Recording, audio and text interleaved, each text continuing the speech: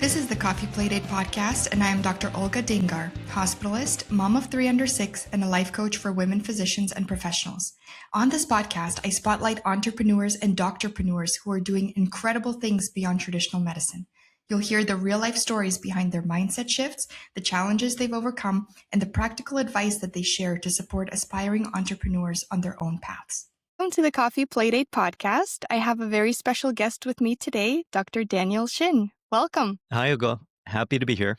Daniel, how do you like your coffee? I generally take it drip coffee with oat milk. That's my go-to. How many cups a day do you usually have? It depends on how tired I am, but usually a couple to start and then another one around noon. And then if I'm trying to really get productive, another one around 3 p.m. So we'll call it 2 to 4.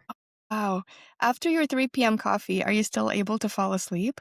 Sometimes it's a little bit of a challenge, but some magnesium glycinate gummies can help with that also. They sure can. Awesome. We're going to start off with our first game. That's our rapid fire question game. I'm going to ask you to choose between one of two things that you like to do more, but you don't have to explain why. Just go with your gut instinct. All right. The first question is having a clinic running 20 minutes early or OR turnover under 10 minutes? Clinic running 20 minutes early for sure. It's extremely rare. Next question, robotic surgery or laparoscopic surgery? For me, laparoscopic surgery, although there's a story behind there. How about answering 100 DMs or dictating 10 notes? That's a tough one, but probably dictating 10 notes over 100 DMs.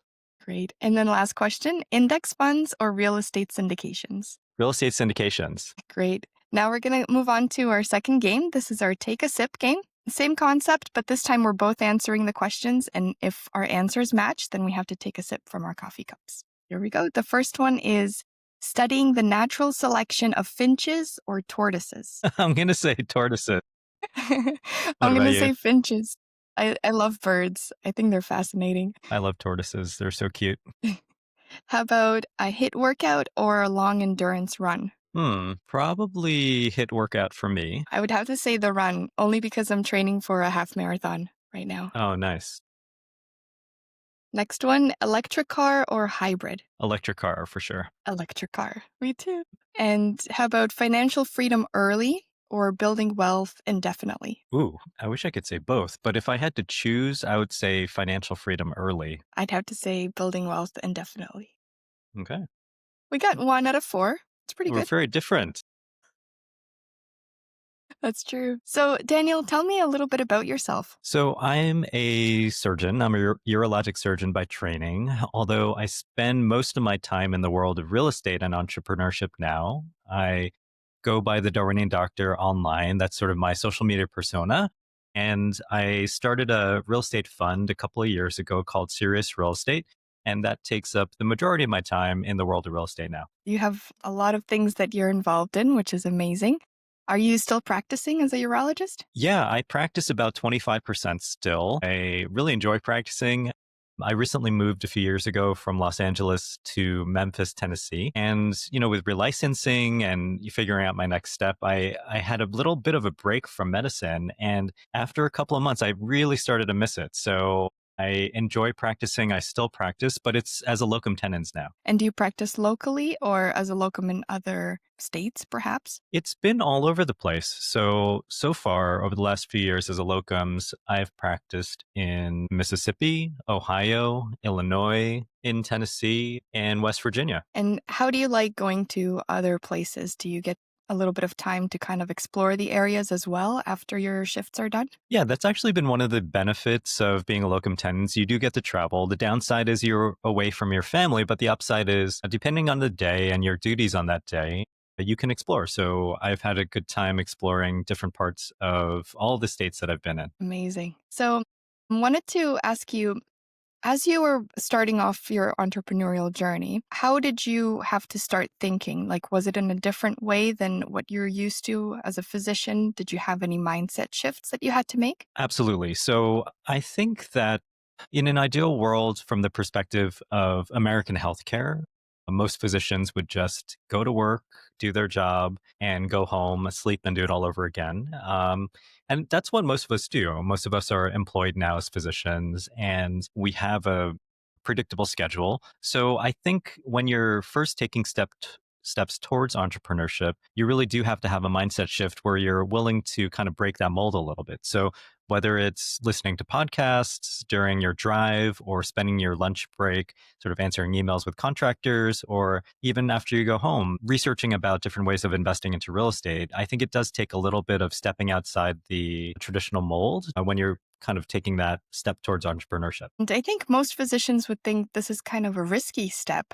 You're very comfortable with your W-2 job and everything, but what would happen if you don't take that step? Yeah, I think, maybe it sounds cliche, but I think the risk is not taking the step.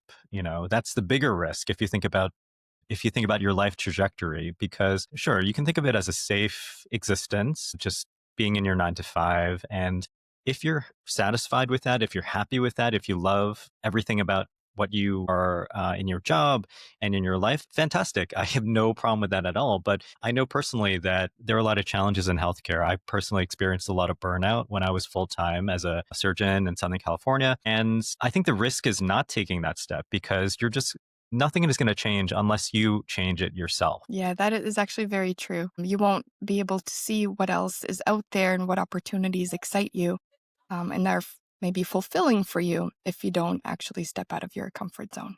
Very true. Absolutely. You mentioned that you had some burnout initially that you were experiencing as you were practicing medicine. Can you tell me a little bit more about that? Yeah, sure. Burnout, I think, can be surprising and also insidious because I think in the typical thought process when you're thinking about burnout, you're thinking about someone who's maybe 10, 20 years into their career and the demands of the job have just become sort of overwhelming and they're burnt out and they're thinking about maybe changing their career or leaving medicine or something like that. But I know personally from my own experience and also from speaking with hundreds and if not thousands of physicians at this point over the years that burnout can happen anytime. Certainly, I know a lot of trainees who would meet the criteria for burnout.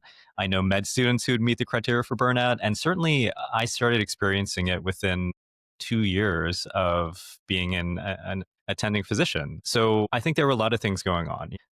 As I said, I was full time in medicine. I lived an hour away from my hospital in Southern California traffic. So I would spend 2+ hours a day in traffic. And as we all know, being a physician these days is very demanding. Whether you're employed or whether you're in private practice, there are a tremendous amount of demands on you from your patients, from your administration, and the pressure can definitely wear on you. And after a while, I realized that I wasn't showing up as my best self at work anymore because I was feeling this burnout. Absolutely. I think that's one of the gifts that we have is when we step away from medicine and come back into it as a new person almost. You have this new sense of energy and you can actually show up and be more present for your patients as well. I think that's absolutely true. When you're in the midst of burnout, I think the priority seems to be to do everything you can to leave medicine completely. At least at times when I was in the worst of my burnout, that was sort of my priority. I was like, wow, I really have to accelerate my investing. I have to become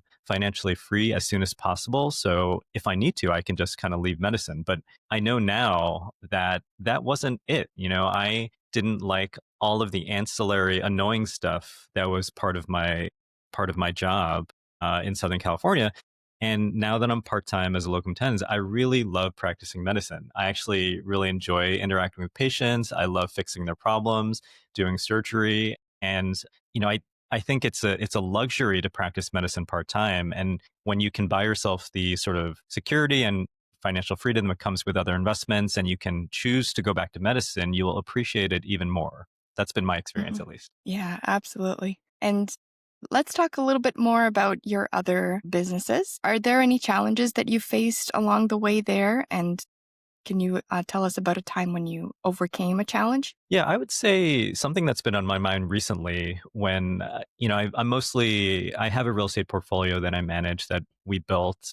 I say we, my wife and I built, and we mainly built that while I was still at Kaiser and SoCal. And over the last few years, I've really been building more with Serious Real Estate, which is a real estate fund that I started to allow physicians, high income professionals to invest into high quality passive income deals, real estate syndications, and the like. And I think the main problem that you deal with as an entrepreneur is that there is no end to the work.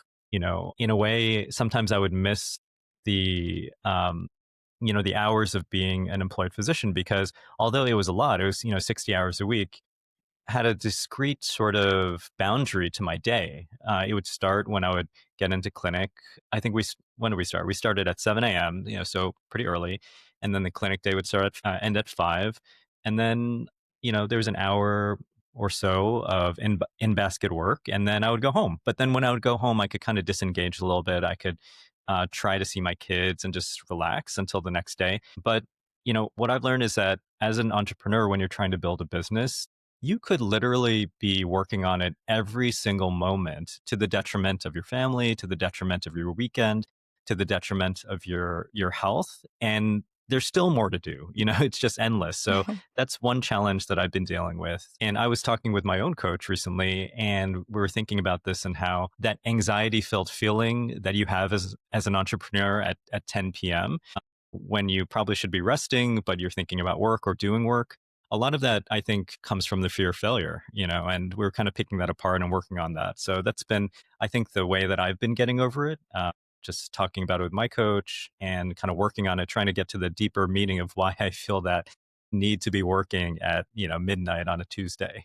But what is one way to help navigate that? What have you found useful? Yeah, I think the having a third party to talk about it with has been incredibly useful. So I've had a coach now for a couple of years, and he's not necessarily a CEO coach or anything like that, what you would consider an executive coach. But Right. what has been really helpful in talking to him is just figuring out the deeper sort of motivations and meanings behind the things that I encounter and the challenges that I encounter on a repeating basis.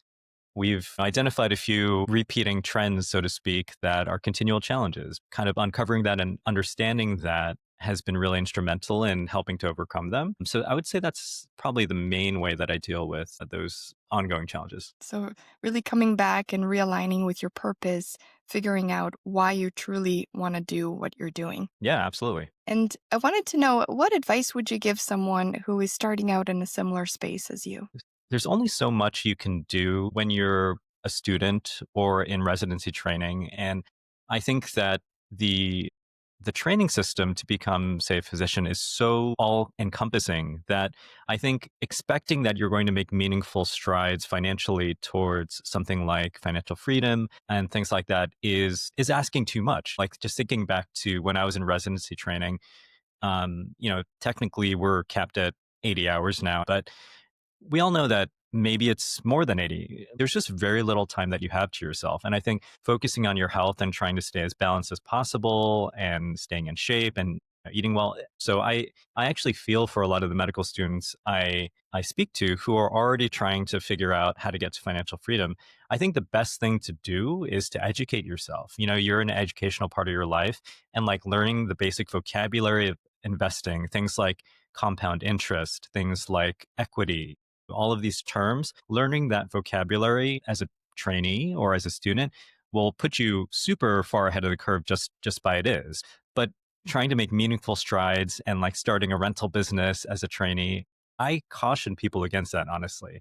When you are an attending and when you have a reliable, significant paycheck as an attending physician, and you have the mental bandwidth to put towards these things, I think that's really the time for that. I really feel for the people who are so desperate to get to financial freedom at, early on in the training process, because I think it's really tough. Yeah, it definitely is. I feel like it's important to remember to tailor your goals to the season of your life, where you are now. You have to have more capital, you have to have more knowledge, and the learning pathway is very long. So it's important to start learning the vocabulary, like you said. 100%. Speaking of learning, do you have a one book recommendation for our listeners today? Yeah. I'll say that I recently picked up the book, The Wealthy Gardener. Lessons of Prosperity Between Father and Son by John Soforic, and I'm really enjoying it. If I really had to just give one recommendation, probably Rich Dad Poor Dad by Robert Kiyosaki. It's such a cliche, I would say, it comes up so often on entrepreneurship podcasts. And the thing is that it's just sort of a mindset shifting book for a lot of people. And it was for me. So that would be a good recommendation as well. Yeah, absolutely. Well, thank you so much, Daniel, for joining us today. It's been a pleasure having you on the podcast, and I hope to have you on a future episode. Thanks so much, Olga. It's been fun. Thanks for tuning in to the Coffee Playdate podcast. This episode is designed to help you stay driven, aligned, build momentum, and take action on your entrepreneurial journey. That's my Dhamma method in motion. If you enjoyed this conversation, hit subscribe and share it with one other person you think would benefit from it. Remember, you can design your life one intentional step at a time.